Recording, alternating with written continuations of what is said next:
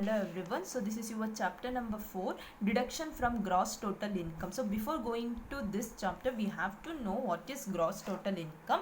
For that reason, we need to go through with the format of computation of total income. So here first the 5 heads of income. So income from salary, income from HP, PGBP, income from capital gain, income from other sources. So the total, if any clubbing of income which is arising your problem is that clubbing of income we need to add back to our total income. Next adjustment for set off and carry forward. So any carry forward losses will appear in your problem is those kind of carry forward losses we need to set off against our total income. So this will this kind of carry forward losses adjustment we will discuss in your chapter 5. So next whatever result will appear, that result will be considered as your gross total income. The finally the deduction under section 80C to 80U. So this is the deduction under section 80C to 80U. The last result will be considered as taxable total income. So this fourth chapter is completely regarding deduction under section 80C to 80U. So as per your IT rules, for reducing your burdens, the IT will provide tax planning. So according to that tax planning, we can easily reduce our tax burden. So the tax planning is nothing but deduction and exemption. So the deduction and exemption that is helpful for the individual and the HUF to reduce their tax burdens. So here, so as I said, the gross total income is the aggregate value of all your 5 heads of income. Next one, for claiming this kind of deduction.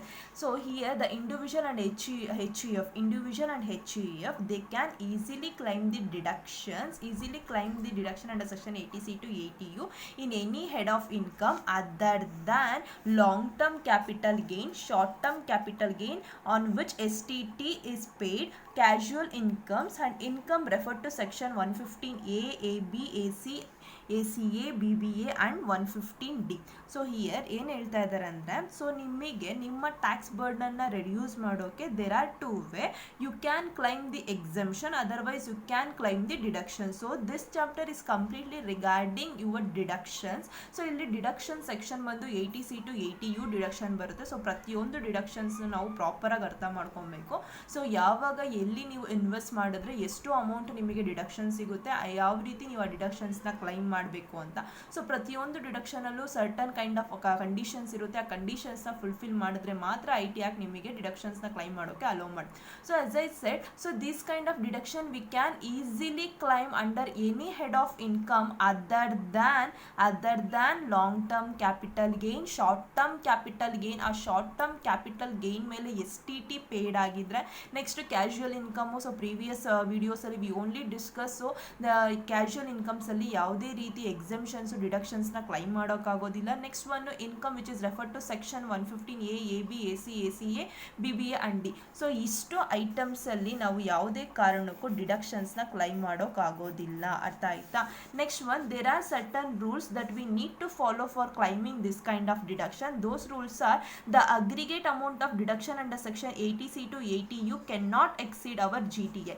So GTA is aggregate of heads of income. So ನಾವು ಇಲ್ಲಿ calculate ಮಾಡುವಾಗ, deductions ನಾವು calculate ಮಾಡುವಾಗ, ನಾವು think ನಿಮ್ಮ gross total income 5 lakh rupees ಬಂದಿರುತ್ತೆ ಅಂತ assume ಮಾಡ್ಕೊಳ್ಳಿ.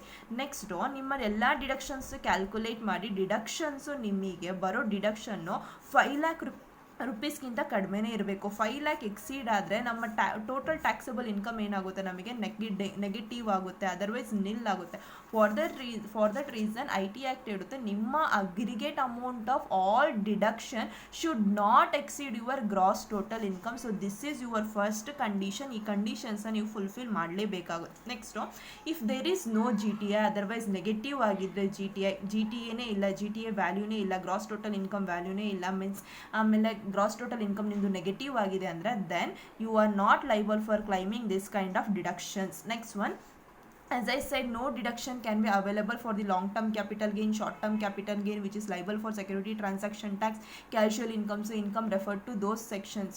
So ಈ ರೀತಿ ಇನ್ಕಮ್ಸ್ ಅಲ್ಲಿ ಯಾವುದೇ ಕಾರಣಕ್ಕೂ ನಾವು ಡಿಡಕ್ಷನ್ಸ್ನ ಕ್ಲೈಮ್ ಮಾಡೋಕೆ ಹೋಗಿದೆ. Next one is very important, the deduction under section 80G, 80GG, deduction under section 80G, 80GG can be claimed only after climbing all deduction under section 80. So ನಮ್ಮ ಈ under section 80ಯಲ್ಲಿ 80C 80CC 80CCD 80CCE so ಈ ರೀತಿ up to 80ವರೆಗೂ various kind of deductions ಬರುತ್ತೆ. So ಇಲ್ಲಿ ನಾವು ಪ್ರಾಬ್ಲಮ್ಸ್ನ solve ಮಾಡುವಾಗ ಡಿಡಕ್ಷನ್ಸ್ನ provide ಮಾಡುವಾಗ ಎಲ್ಲ ಡಿಡಕ್ಷನ್ಸ್ನು ಕೊಟ್ಟಾದಮೇಲೆ ಫೈನಲಿ 80C 80Gನ ಲಾಸ್ಟಲ್ಲೇ ಕ್ಲೈಮ್ ಮಾಡಬೇಕು. ಅರ್ಥ ಆಗ್ತಿದೆಯಾ? ಎಲ್ಲ ಡಿಡಕ್ಷನ್ಸ್ನು ಕ್ಲೈಮ್ ಮಾಡಿ ನಿಮ್ಮ ಹತ್ರ ಇನ್ನೂ ಅಮೌಂಟು ರಿಮೈನ್ ಇದ್ದರೆ, ಅದರ್ವೈಸ್ ಇನ್ನೂ ಟ್ಯಾಕ್ಸಬಲ್ ಅಮೌಂಟ್ ಇದ್ದರೆ ನಿಮ್ಮ ಹತ್ರ, ಆಗ ಮಾತ್ರ ನೀವು last finally 80G 80GG at ಎಂಡಲ್ಲೇ ನೀವು ಇದನ್ನು ಡಿಡಕ್ಷನ್ ಆಗಿ ಕ್ಲೈಮ್ ಮಾಡಬೇಕು. ಫಸ್ಟೇ ನೀವು 80G 80GGಗೆ ಪ್ರಿಫರೆನ್ಸ್ ಕೊಡೋಕ್ಕಾಗೋದಿಲ್ಲ. ಅರ್ಥ ಆಗ್ತಾ ಇದೆಯಾ? Next one. So here the first deduction, the deduction under section 80C. So the deduction in respect of life insurance premium, deferred annuity, PFO, etc. So this kind of deduction under section 80C will be available for individual and HUF when they invest on the following items. So ಯಾವ means ಇಲ್ಲಿ individual HUFಗೆ ಡಿಡಕ್ಷನ್ಸ್ನ claim ಮಾಡ್ಬೋದು under section 80C ಯಾವಾಗ ಅಂದರೆ ಅವರು investment ಮಾಡಿರಬೇಕು. Investment ಯಾವುದ್ರ ಮೇಲೆ ಅಂದರೆ life insurance premium, deferred annuity, PFO, next subscription to certified equity shares. So ಇದ್ರ ಮೇಲೆ ನೀವೇನಾದರೂ ಇನ್ವೆಸ್ಟ್ ಮಾಡಿದರೆ ಮಾತ್ರ ಇಂಡಿವಿಜುವಲ್ HUF ಈ ಡಿಡಕ್ಷನ್ಸ್ನ ಕ್ಲೈಮ್ ಮಾಡಬೇಕು. So here the maximum limit is 1,50,000. 1,50,000ನ exceed ಮಾಡೋಕ್ಕಾಗೋದಿಲ್ಲ. ಸೊ ಇನ್ವೆಸ್ಟ್ ಮಾಡ್ತೀರಾ, ಡೆಪಾಸಿಟ್ ಮಾಡ್ತೀರಾ, ಸರ್ಟಿಫಿಕೇಟ್ಸು ಬಾಂಡ್ಸ್ನ ಪರ್ಚೇಸ್ ಮಾಡ್ತೀರಾ, ಓಕೆ ಫೈನ್. ಬಟ್ ನೀವು ಪರ್ಚೇಸ್ ಮಾಡಿರೋ value the should not exceed rupees 1,50,000 means the maximum limit under section 80C is 1,50,000. ಅಷ್ಟೇ ಅಮೌಂಟ್ನ ನೀವು ಇಲ್ಲಿ ಡಿಡಕ್ಷನ್ ಆಗಿ ಕ್ಲೈಮ್ ಮಾಡಬೇಕಾಗುತ್ತೆ. ಎಕ್ಸೀಡ್ ಅಮೌಂಟ್ಸ್ ನಿಮಗೆ IT ಆಕ್ಟ್ ಅಲೋ ಮಾಡೋದಿಲ್ಲ for claiming as a deduction. So here the first one is life insurance premium. So ನೀವು life insurance premium ಅಲ್ಲಿ ನೀವು ಇನ್ವೆಸ್ಟ್ ಮಾಡಿದ್ರೆ then you are eligible for claiming this kind of deduction. Next one, payment in respect of non commutable defer annuity. So defer annuity is also one kind of insurance contract. So ಇದ್ರ ಮೇಲೆ ನೀವೇನಾದರೂ invest ಮಾಡಿದ್ರೆ, otherwise deposit ಮಾಡಿದ್ರೆ then you are eligible for claiming deduction under section 80C. Next, amount paid by the government employee for the purpose of deferred annuity. So again deferred annuity ಮೈಂಡಲ್ಲಿ. So ನಿಮಗೆ ಯಾವುದೇ ಪ್ರಾಬ್ಲಮಲ್ಲಿ ಯಾವುದೇ ಕಾರಣಕ್ಕೂ ಈ adjustment that is regarding to 80C 80CCD 80D ಅಂತ ಎಲ್ಲೂ mention ಮಾಡೋದಿಲ್ಲ. ಸೊ ನೀವೇ ಆ ಟ್ರಾನ್ಸಾಕ್ಷನ್ಸ್ನ ನೋಡಿ ಆ ಇನ್ಫಾರ್ಮೇಷನ್ಸ್ನ ಅರ್ಥ ಮಾಡಿಕೊಂಡು ವೆದರ್ ಅದು ಯಾವ ಸೆಕ್ಷನಲ್ಲಿ ಫಾಲೋ ಆಗುತ್ತೆ, ಆ ಸೆಕ್ಷನ್ಗೆ ಎಷ್ಟು ಮ್ಯಾಕ್ಸಿಮಮ್ ಲಿಮಿಟ್ಟು, ಇದನ್ನೆಲ್ಲ ನೀವೇ ಕ್ಯಾಲ್ಕುಲೇಟ್ ಮಾಡಿ ಸಾಲ್ವ್ ಮಾಡಬೇಕಾಗುತ್ತೆ. ಸೊ ಹಿಯರ್ ಡೆಫರ್ಡ್ ಆನ್ಯುಟಿ ಅಂತ ವರ್ಡ್ ಬಂದರೆ, ಲೈಫ್ ಇನ್ಶೂರೆನ್ಸ್ ಪ್ರೀಮಿಯಮ್ ಅಂತ ಬಂದರೆ, next SPF statutory provident fund, recognise provident fund, contribution towards 15 years public provident, PPF SPF RPF ಮೈಂಡಲ್ಲಿ ಇಲ್ಲಿ SPF. So types of provident fund SPF RPF PPF.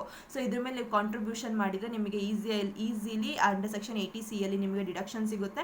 Next one very important, subscription to national saving certificate NSC ಅಂತ ಡೈರೆಕ್ಟಾಗಿ ಕೊಡ್ತಾರೆ.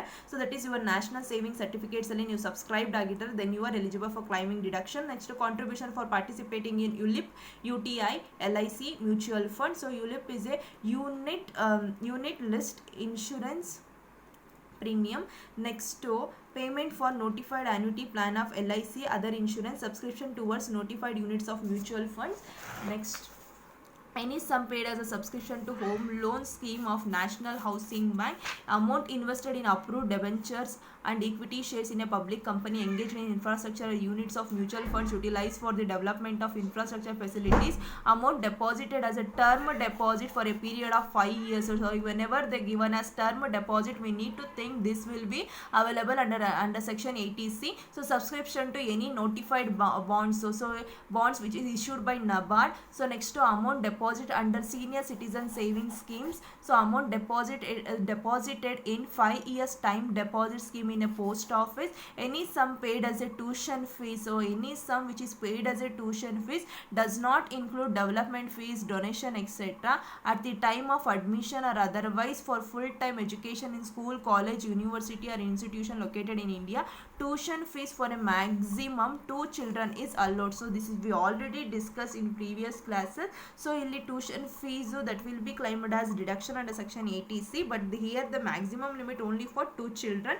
Next, any installment or part payment towards the cost of purchase, construction of a residential property of a house, cooperative societies, repayment of housing loan taken from the bank. So next, stamp duty, registration fees or other expenses incurred for the purpose of transfer of such house property to the assessee. Next, very important, Sukanya Samriddhi Yojana account. So ಈ ರೀತಿ activities ಮೇಲೆ otherwise ಇದ್ರ ಮೇಲೆ ನೀವು invest ಮಾಡಿದರೆ otherwise save ಮಾಡ್ತಾ ಇದ್ದರೆ then you are eligible for claiming deduction under section 80C. Next one, deduction in respect of pension fund under section 80cc. So this kind of deduction will be available only for individual for the payment of person paid for a pension fund of LIC. So LIC ಅಲ್ಲಿ ನೀವು LIC ಅಲ್ಲಿ pension fund ನೀವು invest ಮಾಡಿದ್ರೆ then you are eligible for claiming deduction under section 80cc. Again the maximum limit is 1,50,000.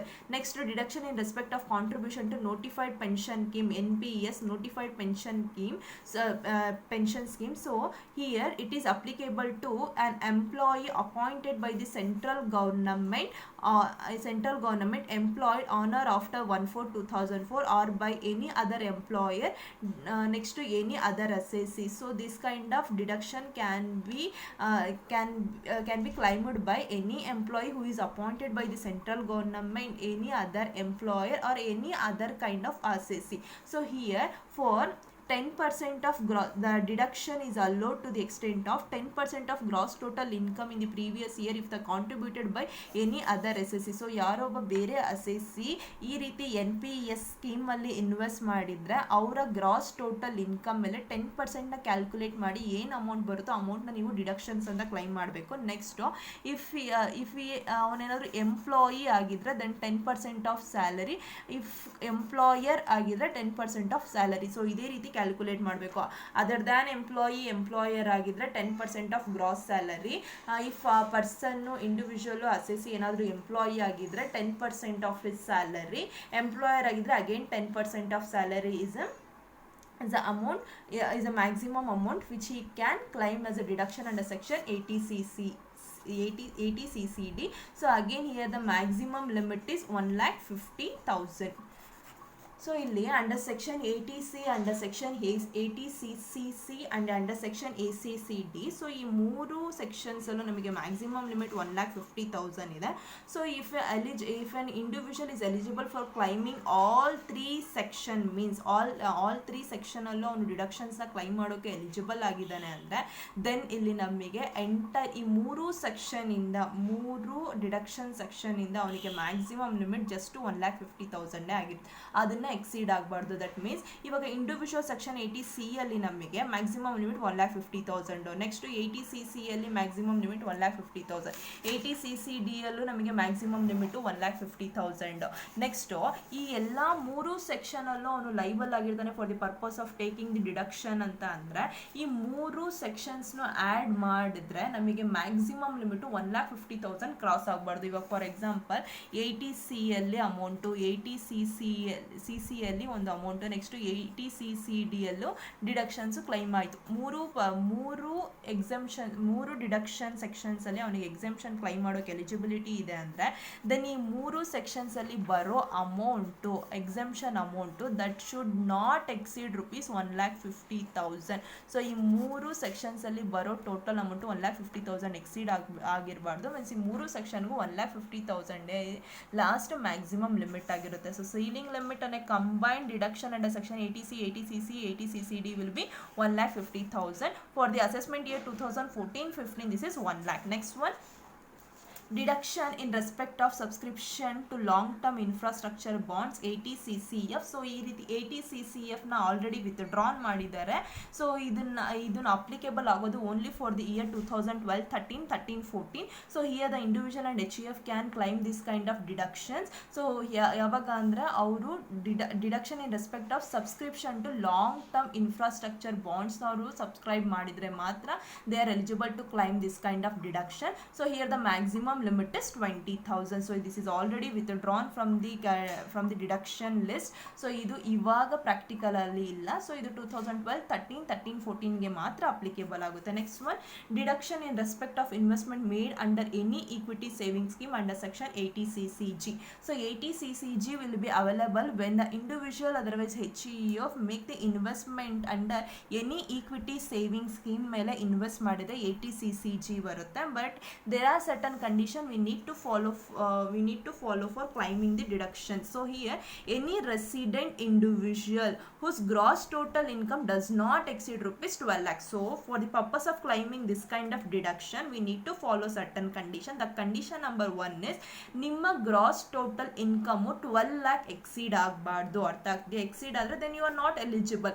Exceed ಆಗಬಾರ್ದು. 12 lac within 12 ಲ್ಯಾಕಲ್ಲಿ ನಿಮ್ಮ gross total income ಇರಬೇಕು. ಆಗ ಮಾತ್ರ ನಿಮಗೆ ಈ ಸೆಕ್ಷನಲ್ಲಿ ನಿಮಗೆ ಡಿಡಕ್ಷನ್ಸ್ನ ಕ್ಲೈಮ್ ಮಾಡ್ಬೋದು. Next, it is on one time deduction. If deduction in respect is claimed in any year then same deduction can not be claimed under this section for any other subsequent year. That means ಈ ಸೆಕ್ಷನಲ್ಲಿ ನಿಮಗೆ ಒಂದೇ ಸತಿ ಡಿಡಕ್ಷನ್ಸ್ನ claim ಮಾಡೋಕ್ಕೆ allow ಮಾಡುತ್ತೆ.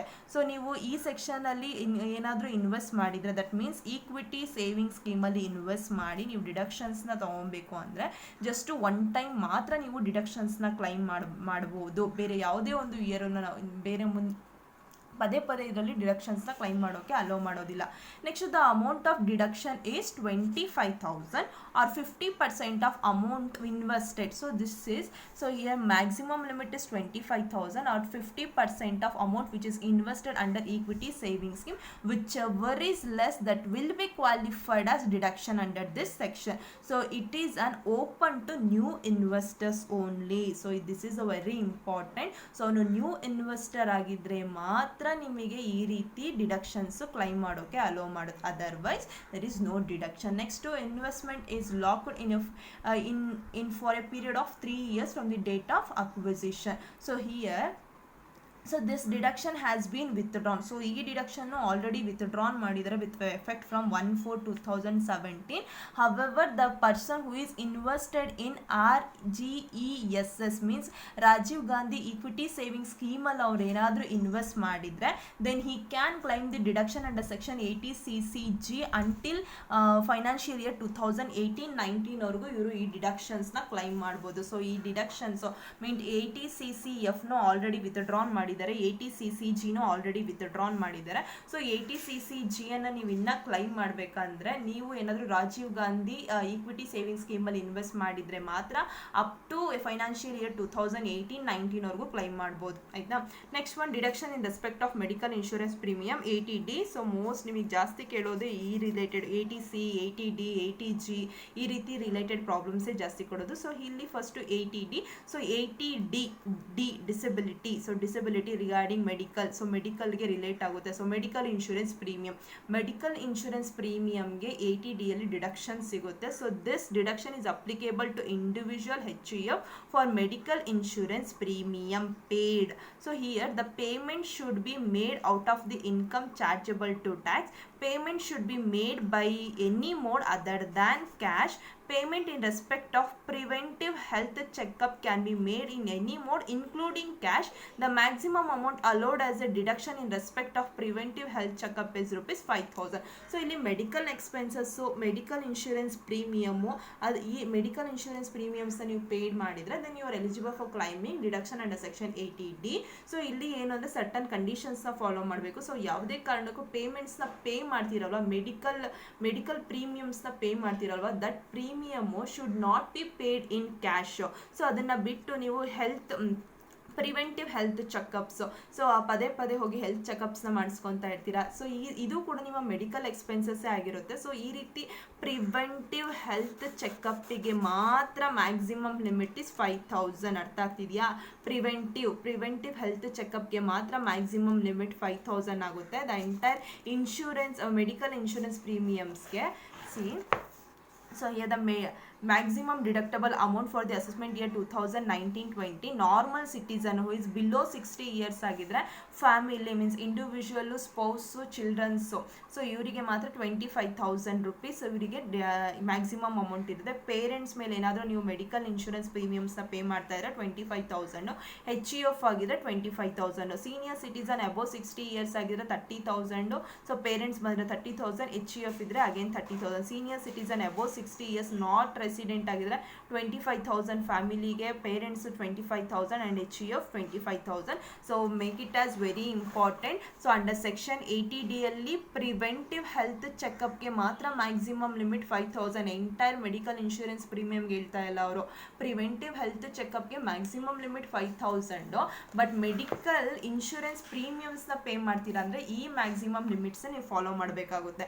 So normal citizen ಅಂದರೆ ಫ್ಯಾಮಿಲಿಯಲ್ಲಿ ಇಂಡಿವಿಜುವಲ್ಸ್ ಇರ್ತಾರೆ, ಸ್ಪೌಸ್ ಇರ್ತಾರೆ, ಚಿಲ್ಡ್ರನ್ಸ್ ಇರ್ತಾರೆ. ಸೊ ಇವರಿಗೆ ನೀವು ಮೆಡಿಕಲ್ ಇನ್ಶೂರೆನ್ಸ್ ಪ್ರೀಮಿಯಮ್ಸ್ನ ಪೇ ಮಾಡ್ತಾ ಇದ್ರೆ, ಇಲ್ಲ ಆ ಮೆಡಿಕಲ್ ಎಕ್ಸ್ಪೆನ್ಸಸ್ ಏನಾದರೂ ಇನ್ಕರ್ಡ್ ಆಗ್ತಾ ಇದ್ರೆ, ಸೊ ಅವಾಗ ನೀವು ಫ್ಯಾಮಿಲಿಯಲ್ಲಿ 25,000. ನೆಕ್ಸ್ಟ್ ನಿಮ್ಮ ಪೇರೆಂಟ್ಸ್ಗೆ ಏನಾದರೂ ಮಾಡಿಸ್ತಾ ಇದ್ರೆ ಮತ್ತೆ 25,000. HUF ಬಂದರೆ 25,000. ಸೀನಿಯರ್ ಸಿಟಿಸನ್ನು ಮತ್ತು ರೆಸಿಡೆಂಟು, ನಾನ್ ರೆಸಿಡೆಂಟು. ಸೊ ಸೀನಿಯರ್ ಸಿಟಿಸನ್ಸ್ ಆಗಿದ್ದರೆ 30,000ವರೆಗೂ ಸಿಗುತ್ತೆ, ಪೇರೆಂಟ್ಸ್ಗೂ 30,000, HUFಗೂ 30,000. ನೆಕ್ಸ್ಟ್ ನಾನ್ ರೆಸಿಡೆಂಟ್ ಆಗಿದ್ರೆ 25 ಈಸಿಯಾಗಿ ನೆನಪಿಡ್ಕೊಬೋದು. So next deduction in respect of maintenance of dependent person with disability under section 80DD. So dependent is nothing but ನಿಮ್ಮ ಚೈಲ್ಡ್ ಆಗಿರ್ಬೋದು, ಸ್ಪೌಸ್ ಆಗಿರ್ಬೋದು, ಹಸ್ಬೆಂಡ್ ಆಗಿರ್ಬೋದು. ಸೊ ಇವ್ರು ಏನಾದರೂ ಡಿಸಬಿಲಿಟೀಸ್ ಇದ್ದರೆ, ಅವ್ರು ನಿಮ್ಮ ಮೇಲೆ ಡಿಪೆಂಡ್ ಆಗಿದ್ರೆ, ಅವರಿಗೆ ನೀವು ಮೆಡಿಕಲ್ ಎಕ್ಸ್ಪೆಂಡಿಚರ್ಸ್ ಏನಾದರೂ ಅರೈಸ್ ಆಗ್ತಾ ಇದೆ ಅಂದರೆ, then you are liable to claim the deduction under section 80DD. So this deduction is applicable to resident individual, ordinary ಆಗಿರಲಿ, ನಾಟ್ ಆರ್ಡಿನರಿ ಆಗಿರಲಿ, and HUF for a medical treatment or maintenance of a dependent who has been disabled. So next, so who is dependent person? In case of individual, as I said, spouse, children, parents, brother and sisters, they are dependent. So ಅವ್ರು ಏನಾದ್ರು disabilities ಇದ್ದರೆ, ಅವರಿಗೆ handicaps ಆಗಿದ್ರೆ ಅವರು, so ಅವ್ರನ್ನ ನೀವು ನೋಡ್ಕೊತಾ ಇದ್ದೀರಾ ಅಂದರೆ, ಅವರಿಗೆ ನೀವು ಮೆಡಿಕಲ್ ಎಕ್ಸ್ಪೆಂಡಿಚರ್ ನಿಮ್ಮಿಂದ ಎಕ್ಸ್ಪೆನ್ಸಸ್ ಇನ್ಕರ್ಡ್ ಆಗ್ತಾ ಇದೆ ಅಂತಂದರೆ, then you are liable for claiming under section 80DD as a deduction. Next, in case of HUF, any member. So next on, so here this is very important, the maximum limit. So disability up to 40% idre for the assessment year 2015-16, no deduction. From the assessment year 16-17, again no deduction. So up to 40% disabilities ಇದೆ, just 40% handicapped ಆಗಿದ್ರೆ, then no deduction. Above 40% to 80% disabilities ಇದ್ರೆ ಆ ಪರ್ಸನ್ಸ್ಗೆ, next for the assessment year 2015-16 50,000 maximum limit, 16-17 75,000. Above 80% ಇದ್ರೆ 1 lakh and 1,25,000. So this is also important. So as I said 80C, 80D, 80DD. So repetitive ಆಗಿ ಕೇಳೋ questions. Next one, so deduction in respect of medical treatment under section 80DDD. So this deduction is applicable to individual whether he is an ordinary, not ordinary resident, and HUF for the medical treatment for a specified diseases element prescribed by a board under rule 11DD.